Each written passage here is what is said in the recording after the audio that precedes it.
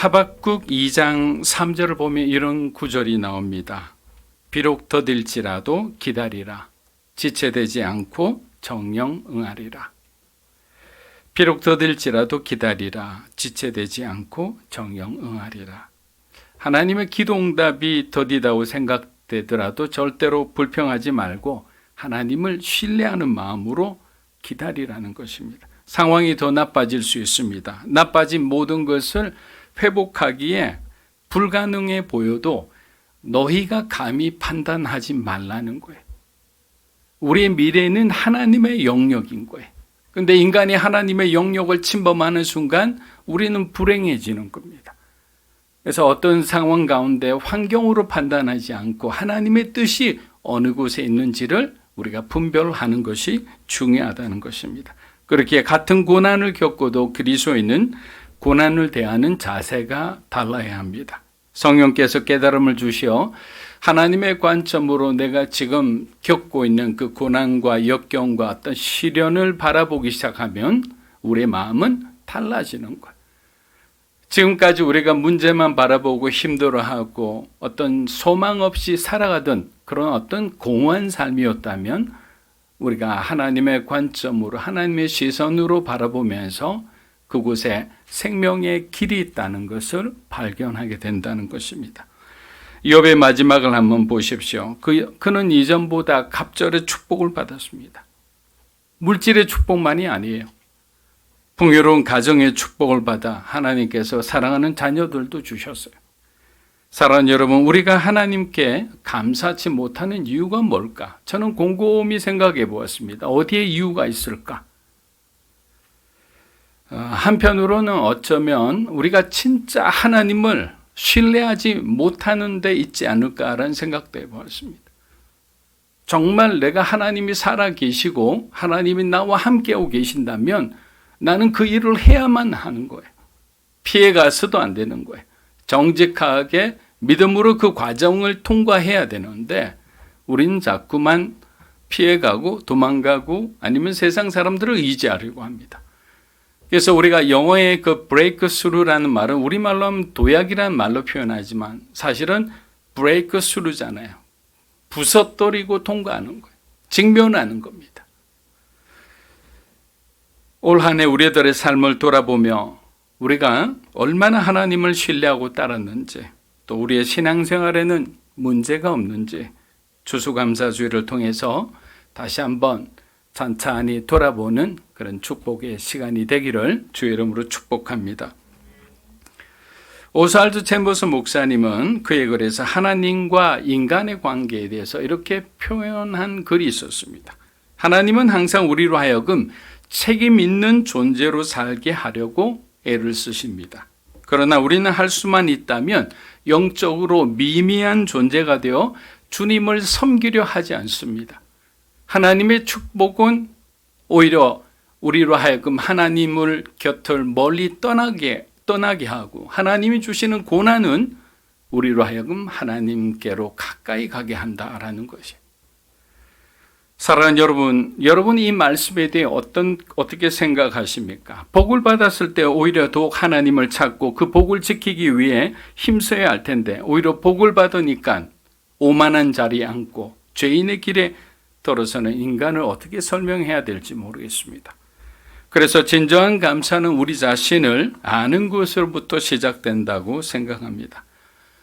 여러분의 인생을 위해서 매일 아침, 점심, 저녁 딱 5분씩의 시간만을 한번 만들어 보십시오. 그 시간을 묵상의 시간, 기도의 시간으로 만들어 보십시오. 어디론가 열심히 달려가는 여러분 자신을 한번 되돌아보는 시간으로 삼으세요. 그리고 여러분의 가정도 한번 돌아보세요. 나와 함께하는 다른 사람들을 하나님의 시선으로 바라볼 수 있는 그 시간을 가진다는 것은 정말 소중한 것입니다. 나의 삶의 균형을 잡는 거죠. 우리가 잘못된 길을 가더라도 그 시간을 통해서 우리가 있어야 할 그 자리를 지키게 되는 거예요. 그런데 하나님하고 독대하는 시간, 하나님과 교제하는 그런 친밀함의 시간을 우리가 갖지 못한다면 결국에는 내 경험을 의지하게 될 겁니다. 아니면 세상의 어떤 경험을 우리가 따라갈 겁니다. 그렇기 때문에 우리가 어떤 시선으로 또 어떤 마음으로 하나님과의 시간을 가지느냐는 우리 인생을 어떻게 보면 결정한다. 그렇게도 말씀드릴 수 있습니다. 주님, 나의 마음이 주님보다 높아져 있지는 않는지요?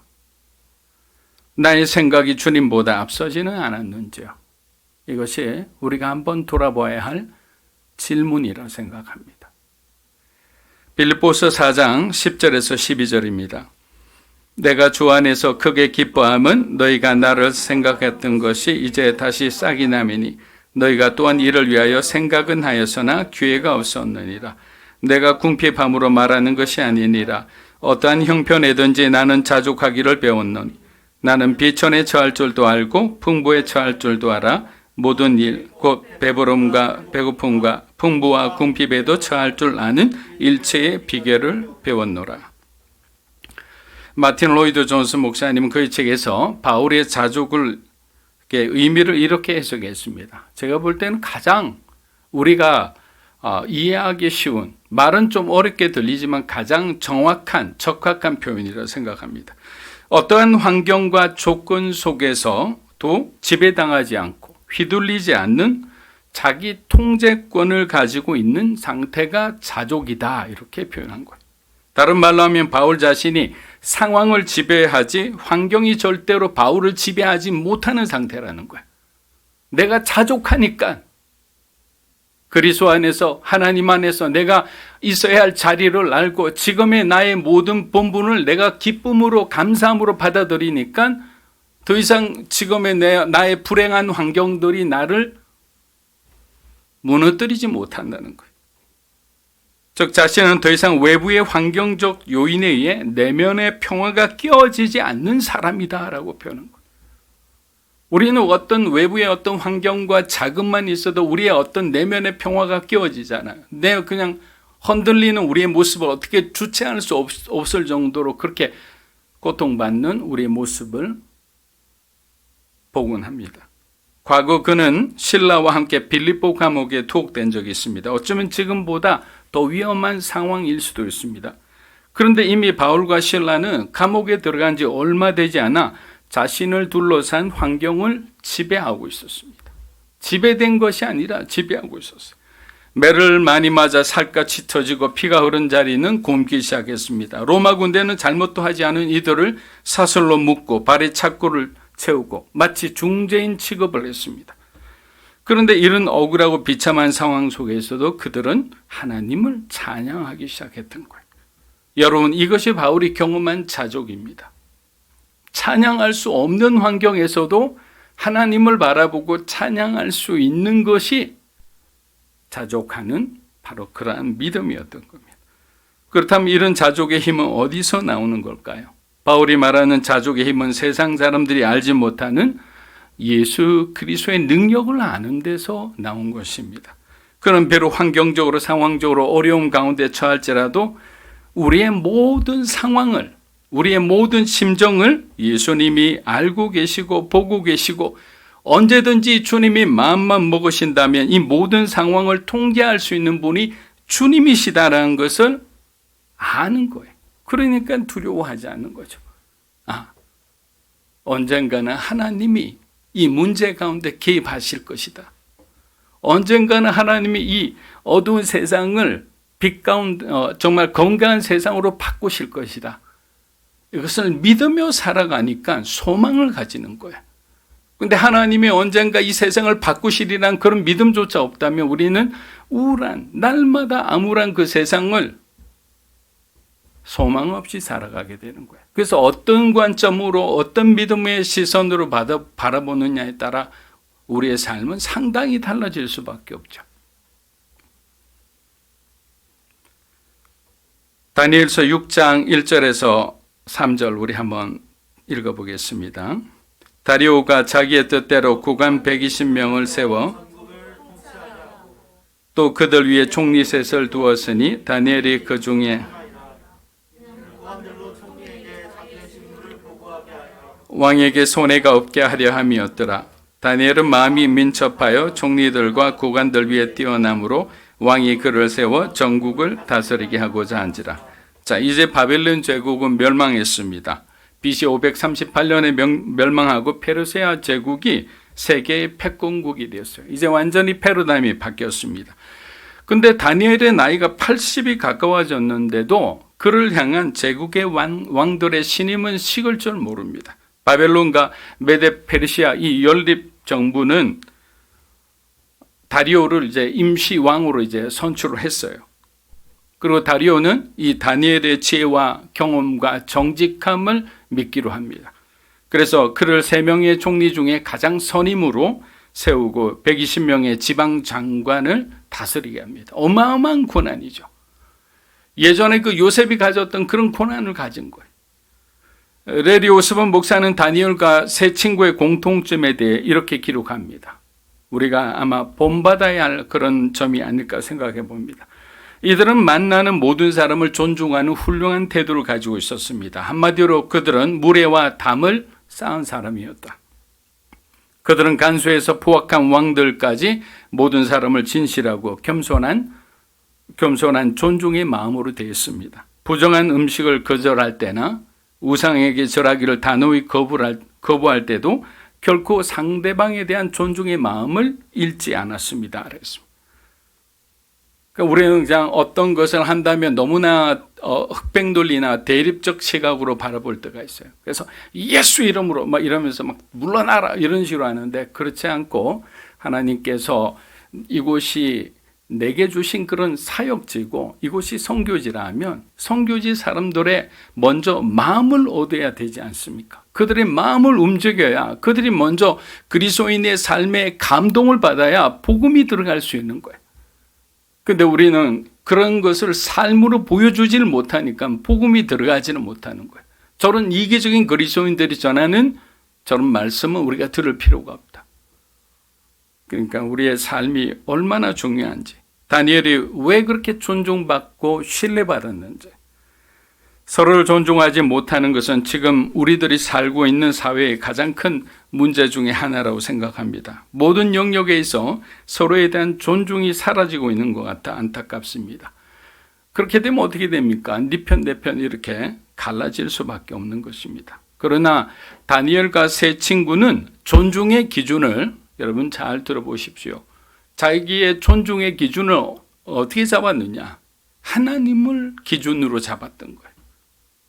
모든 사람을 하나님을 대하는 것처럼 그런 마음으로 대하다 보니까 정말 최선을 다해 그 사람을 존중하고 대할 수밖에 없잖아요. 그러니까 그들의 마음이 그냥 다니엘의 말과 태도와 그 행동만 보아도 그냥 그들의 마음이 그냥 활짝 열리게 되는 거예요. 사랑하는 여러분, 다니엘의 첫 번째 감사는 하나님의 주권에 대한 감사였습니다. 다니엘의 존중은 이 세상을 누가 다스릴지 하나님이 결정하신다는 믿음과 하나로 연결되어 있었습니다. 이 말은 뭡니까? 하나님이 어떤 왕을 세우든지 그 왕을 세울 수 있는 권한은 하나님께 있다는 거예요. 그분의 주권으로 결정되어진다는 거예요. 그냥 자기들끼리 회의하고 싸움에서 누가 올라오고 이것은 세계 역사의 관점을 보면 그렇다고 우리가 인정할 수 있지만 우리가 하나님의 관점에서 보면 이 세상을 다스리는 분은 하나님 한 분밖에는 계시지 않다는 겁니다. 여러분 믿으십니까? 그러니까 그런 관점으로 보니까 이 어떤 왕이 찾아와도 그는 두렵지가 않은 거예요. 그에게 가장 두려운 사람은 하나님이었어요. 고레스 왕이 와도 그리고 이 바벨론의 느부갓네살이 왕이 찾아와도 그는 두려워하지 않았던 겁니다. 다니엘에게 느부갓네살은 이스라엘 백성의 죄를 징계하고 심판하는 하나님의 도구에 불과했습니다. 다니엘에게 페르시아의 고레스 왕은 이스라엘의 포로를 해방시켜 주시는 하나님의 선택한 종에 불과하다는 것을 알았다는 겁니다. 그러니까 하나님보다 크게 보이지가 않는 거예요. 여러분 이러한 시선은 굉장히 중요하잖아요. 우리가 경험했잖아요. 우리가 세상이 크게 보일 때 그 문제가 막 크게 보여서 잠도 못 자고 막 힘들어할 때는 그 이유가 있는 거예요. 왜? 그 문제가 하나님보다 예수님보다 더 크게 보이기 때문이에요. 그런데 하나님이 크게 보이면 문제는 작게 보일 수밖에 없는 거예요. 근데 우리가 하나님을 크게 보고 문제를 작게 볼 수 있는 것은 뭐냐? 믿음인 겁니다. 믿음. 믿음이 하나님을 크게 볼 수 있게 만들어주는 거예요. 우리의 작은 믿음을, 우리 마음을 크게 확장시켜 주시는 거예요. 그래서 멀리 떠날 수 있게. 한 번도 가보지 않은 오지인데도 주님의 명령을 받아서 그곳까지 떠날 수 있는 거예요. 선교사로, 사역자로, 어떤 모습으로든.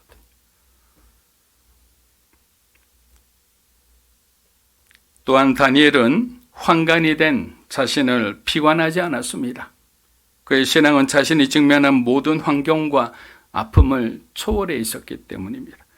그런 그가 하나님께 감사할 수 있었던 것은 하나님이 어떤 분인지를 잘 알고 있었기 때문입니다. 이사야서 우리 39장 6절에서 7절입니다. 보라, 날이 이르니 내 집에 있는 모든 소유와 내 조상들이 오늘까지 쌓아둔 것이 모두 바벨론으로 옮긴 바 되고 남을 것이 없으리 여호와의 말이니라. 또 내게서 태어날 자손 중에서 몇이 사로잡혀 바벨론 왕궁의 환관이 되리라 하셨나이다 하니, 개인적으로는 굉장히 불행한 삶이겠죠. 그러나 하나님께서 그렇게 그런 어떤 삶을 주셨다면 우리가 받아들이는 것이 믿음이라 생각합니다. 사랑하는 여러분, 우리가 하나님에 대해 잘 모르면 우리의 현실의 삶에 대해서 절대로 감사할 수 없습니다. 어렸을 때 고생을 많이 하신 분들은 그 당시 하나님을 굉장히 원망했을 거예요. 하나님 왜 우리에게만 이런 고난을 주십니까? 왜 우리 가정에만 이런 어려움을 주십니까? 근데 여러분이 성인이 됐을 때 하나님이 엄청 축복을 하셨어요. 부자가 되게 하셨어요. 유명해지게 하셨어요. 또 가족도 정말 자녀들도 행복하고 화목한 가정을 주셨어요. 그때도 하나님은 원망하시겠습니까? 그러니까 우리가 잘 모르니까 기다리지 못하고 입으로 죄를 짓게 되는 거예요. 그런데 하나님을 우리가 신뢰하면 끝까지 우리의 마음이 흔들리지 않으리라 믿습니다. 다니엘서 3장 18절입니다. 그렇게 하지 아니하실지라도 왕이여, 우리가 왕의 신들을 섬기지도 아니하고 왕이 세우신 금신상에게 절하지도 아니할 줄을 아옵소서. 다니엘과 같이 포로로 잡혀온 세 친구 역시 환관이었습니다. 우리말로 하면 넷이죠. 그런데 어찌 이 네 명의 신앙이 그리도 좋은지 이 구절을 읽을 때마다 마음이 먹먹해지는 것 같아요. 분명 하나님 앞에 불평불만할 수 있는데, 자신의 처지를 비관할 수 있는데 그들은 그렇게 하지 않았어요. 오히려 하나님을 존중했고 또 더욱 하나님을 신뢰했어요. 이 젊은 17세, 18세도 안 된 이 소년들이 어떻게 이런 대단한 믿음을 가질 수 있었을까? 다니엘서 6장 6절에서 8절입니다. 이에 총리들과 구관들이 모여 왕에게 나아가서 그들에게 말하되, 다리오 왕이여 만수무강하옵소서. 나라의 모든 총리와 지사와 총독과 법관과 관원이 의논하고 왕에게 한 법률을 세우 한 금령을 정하실 것을 구하나이다. 왕이여, 그것은 곧 이제부터 30일 동안에 누구든지 왕의 어떤 신에게나 사람에게나 사저굴에 던져 넣기로 한 것이니, 그런즉 왕이여, 원하건대 금령을 세우시고 그 조서에 왕의 두 메대와 바사에 고치지 아니하는 규례를 따라 그것을 다시 고치지 못하게 하옵소서 하며, 다니엘의 두 번째 감사는 고난에 대한 감사였습니다. 고난에 대한 감사. 겸손에 대한 보상이, 순종에 대한 보상이 항상 곧바로 이어지는 것은 아닙니다. 오히려 성실하고 정직하게 일한 대가는 고난의 모습으로 찾아올 때가 많습니다. 페르시아 사람들도 바벨론 사람들과 별반 다르지 않았습니다. 다니엘이 총리 대신이 되자 그들은 시기하고 질투하다 못해 그를 모함하기 위해 국리를 다합니다. 식민지 출신의 그 사람이 자기들을 위해 가장 왕 바로 밑에까지 오르니까 질투할 수밖에 없겠죠. 시기가 날 수밖에 없겠죠. 사랑하는 여러분, 다니엘의 삶에 고난이 빠지면 사실 무슨 얘기를 하겠습니까? 다니엘은 어렸을 때 강제로 납치되고 남자의 기능을 못하게 거세되었습니다. 그리고 이방 문화를 강제적으로 교육받았고 아주 사나운 왕들을 섬기면서도 꿋꿋이 신앙을 지키며 자신이 해야 할 그 책임을 다하며 살았던 겁니다. 그냥 짧게 이렇게 정리했지만 매우 고단한 삶이었을 것 같아요. 쉽지 않은 삶이었을 것 같아요. 이제 80의 나이면 그를 좀 편안하게 두셔도 되지 않을까요? 그렇게 충성했는데 지금 다니엘의 나이가 80이에요. 안타깝게도 다니엘은 그들의 또 사악한 올감에 다시 걸려들었습니다. 그들은 다니엘의 신앙을 역이용합니다. 다니엘이 매일 하루에 3번 예루살렘을 향해 무릎을 꿇고 기도를 드린다는 것을 알고 있었던 거예요. 여러분, 제가 하루에 3번 아침, 점심, 저녁으로 5분씩만 기도해 달라고 부탁드린 게 바로 이 다니엘 같은 다니엘의 기도잖아요. 그 시간을 놓고 가족을 위해, 여러분의 직장과 사업을 위해, 또 하나님 나라를 위해서 우리가 짧게라도 기도한다면 우리가 먼저 바뀔 수밖에 없는 거예요. 다리오 왕의 입장에서는 이제 막 정권을 이양받은 터라 이러한 조건들이 또 이러한 어떤 일들이 좋다고 그냥 받아들입니다. 이제 다니엘은 꼼짝없이 사자굴에 들어갈 수밖에 없는 상태가 되었습니다. 그러나 살 길은 있죠. 30일만 기도하지 않으면 되잖아요. 1년에 30일만 기도하지 않으면 다니엘은 살 수가 있어요. 이제 다니엘의 선택만이 남았습니다. 다니엘서 6장 10절에서 11절입니다. 다니엘이 이 조서에 왕의 도장이 찍힌 것을 알고도 자기 집에 돌아가서 윗방에 올라가 예루살렘으로 향한 창문을 열고 전에 하던 대로 하루 3번씩 무릎을 꿇고 기도하며 그의 하나님께 감사하였더라. 그 무리들이 모여서 다니엘이 자기 하나님 앞에 기도하며 간구하는 것을 발견하고, 다니엘이 자기 집에 돌아가서는 어떻게 됩니까? 왕의 도장이 찍힌 것을 알고도 똑같이 기도를 했다라는 거죠. 여러분, 다니엘이 보통 사람들과 달랐다는 것은 그는 자신에게 일어난 모든 일을 하나님의 시선으로 보았다는 점입니다. 하나님은 절대로 자신을 해하실 리 없으니 당연히 그들의 공격으로부터 자신을 지켜주시리라 믿었던 거예요.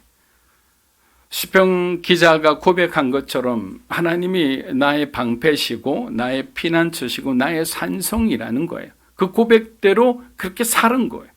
말만 한 것이 아니라 그렇게 행동했던 거예요. 신앙을 실천했던 거예요. 실천하니까 어떻게 됩니까? 기적이 일어나는 거예요. 그리고 다니엘은 지금 굉장히 중요한 일을 앞두고 있었어요. 그것은 뭐냐면 스룹바벨을 중심으로 한 1차 포로 귀환이 이제 곧 시작되기 때문에 이 일을 마치기 전까지는 죽을 수가 없는 거예요. 자, BC 539년도에 이제 바벨론이 망하고 538년도에 정권을 페르시아가 가져오게 됩니다. 그리고 537년도에는 바로 드디어 70년 만에 제1차 포로 귀환이 일어나게 돼요. 고레스가 칙령을 발표해서 유대인들에게 자유를 허락해 주었어요. 그런데 다니엘이 총리로서 그 일을 이제 맡아서 자기의 유대인을 보낼 수 있는 그 모든 것을 다 뒷받침해 줘야 되잖아요. 이것저것 다 챙겨줘서 보내야지 아무것도 없는 그 상태로 유대 땅에 가서 고생하면 더 힘들잖아요. 이미 자기에게 사명이 있다는 걸 알고 있었습니다. 여러분, 다니엘이라고 왜 예루살렘에 돌아가고 싶지 않겠습니까? 하지만 그는 귀환자 명단에 자신의 이름을 넣지 않았어요. 끝까지. 그는 그의 사명이 예루살렘이 아니라 바벨론 땅에 있음을 잘 알고 있었기 때문입니다. 저는 이 구절이 그렇게 마음이 굉장히 저려왔어요. 왜 그러냐면 이렇게 해외에서 생활을 하다 보면 저도 이제 미국도 있어보고 일본도 오래 있었고 이랬는데, 그러다 보면 빨리 집으로, 가족이 있는 집으로 돌아가고 싶은 거예요. 그런데 이제 그 위에 있는 하용재 목사님이 뭐 몇 년 더 있으라 이렇게 하면 이제 그게 굉장히 고통스러운 거죠. 그 순간은 일본이 제 사역지라는 것을 내가 깨닫기 전까지는. 근데 그것을 깨닫는 순간, 하나님이 깨닫게 해주는 순간 이제는 누가 명령하지 않아도 그냥 고향으로 가는 시간을 잠시 지체하더라도 나는 여기서 하나님이 허락한 시간까지 있어야 되겠다는 사명감으로 불타게 됩니다. 그래서 그런 사명감을 가지지 못한 선교사님들은 가서 실패할 수밖에 없어요. 빨리 돌아올 수밖에 없습니다. 왜? 작은 어려움에도 그것을 견딜 수 있는 믿음이 없기 때문에. 자, 다니엘은 그것을 잘 알고 있었습니다. 그리고 사실 안타깝지만 돌아간다고 한들 환관을 멸시하는 유대인들에게 다니엘이 환영받을 리가 없습니다. 그게 현실이에요. 여기서는 총리지만 나이가 80이 넘어서 그곳에 돌아간들 아마 유대인에 사는 그 성읍에도 들어가지 못할 겁니다. 다니엘 6장 19절에서 24절입니다. 이튿날에 왕이 새벽에 일어나 급히 사자굴로 가서 다니엘이 든 굴에 가까이 일어서서 다니엘에게 묻되 살아계시는 하나님의 종 다니엘아, 내가 항상 섬기는 내 하나님이 사자들에게서 능히 너를 구원하셨느냐 하니라. 다니엘이 왕에게 아뢰되 왕이여 원하건대 왕은 만수무강하옵소서. 나의 하나님이 이미 그의 천사를 보내어 사자들의 입을 봉하셨으므로 사자들이 나를 상해하지 못하였으니 이는 나의 무죄함이 그 앞에 명백하오며 또 왕이여 나는 왕에게도 해를 끼치지 아니하였나니 왕이 심히 기뻐서 명하여 다니엘을 굴에서 올리라 하며 그들이 다니엘을 굴에서 올린 적 그의 몸이 조금도 상하지 아니하였으니 이는 그가 자기 하나님을 믿음이었더라. 왕이 말하여 이를 참수한 사람들을 끌어오게 하고 그들을 그들의 처자들과 함께 사자굴에 던져 넣게 하였더니 그들이 굴바닥에 닿기도 전에 사자들이 곧 그들을 움켜서 그 뼈까지 부서뜨렸더라. 아멘. 통쾌하시죠? 저는 여기서 이 다리오 왕의 관점에서 한번 먼저 보면 다니엘이 어떻게 살았는지를 다리오가 지금 증명해주고 있는 거예요. 자, 다리오가 뭐라고 부르고 있습니까? 하나님의 종이라고 부르는 거예요. 그가 어떻게 살았는지, 그가 어떻게 하나님을 섬겼는지를 알고 있는 거예요. 그리고 옆에다가 뭐라고 얘기합니까? 항상이란 단어가 들어갔잖아요. 항상 섬기는 내 하나님이. 총리가 되었어도 그는 하나님을 섬기는 일을 우선하며 살았다는 것을 다리오 왕은 다 알고도 그것을 다 총리 대신으로 모셨던 거예요. 그 경험과 그의 정직함과 그의 청렴함을 얻기 위해서 그를 데리고 왔던 거예요. 그리고 두 번째, 다니엘 입장에서 22절을 보면 나의 하나님이라고 고백하는 거예요. 제가 여러 번 말씀드렸지만 신앙에서 나의 하나님이란 고백이 없으면 우리는 사실은 아직까지도 진정한 그리스도인이라 할 수가 없죠. 남의 하나님으로는 우리가 살 수가 없기 때문이에요. 내가 경험한 하나님이 나를 구원하시는 거예요. 내가 경험한 하나님이 나에게 길을 가르쳐 주시는 거예요. 근데 나는 나의 하나님이 없다면 그것은 아직까지도 신앙생활 20년, 30년 했지만 나는 갈 길이 더 먼 사람인 거예요. 그렇기 때문에 여러분들이 인격적으로 나의 하나님을 만나는 것만큼 중요한 것은 없는 거예요. 그냥 이 자리에서 우리가 열심히 신앙생활하고 성경 공부하는 게 중요한 게 아니라 인격적인 하나님을 체험하는 것이 중요한 거예요. 특별히 우리 자녀들 많이 있잖아요. 신세대, MZ세대. 도저히 어디로 튈지 모르는 세대들.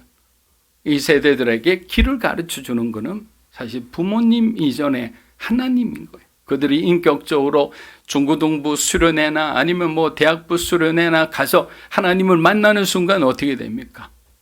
인생이 바뀌는 거예요. 목표가 바뀌는 거예요. 그리고 가장 중요한 목적지가 바뀌는 겁니다.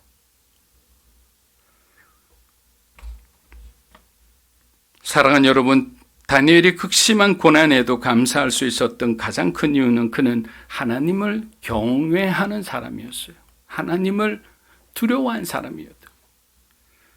그의 감사는 고난이란 현실 속에서 경험한 하나님의 인도와 보호하심에 살아있는 간정이었습니다. 말씀을 마무리합니다. 사랑하는 여러분, 올 한 해도 얼마 남지 않았습니다. 아직까지 응답받지 못한 기도도 있으리라 생각합니다. 그럴 때마다 우리가 원망스러운 마음이 들 수도 있지만 오늘 다니엘처럼 고난에도 감사할 수 있고 우리 인생을 주관하시는 하나님의 신실하심에도 감사할 수 있는 저와 여러분이 되시기를 주의 이름으로 축복합니다.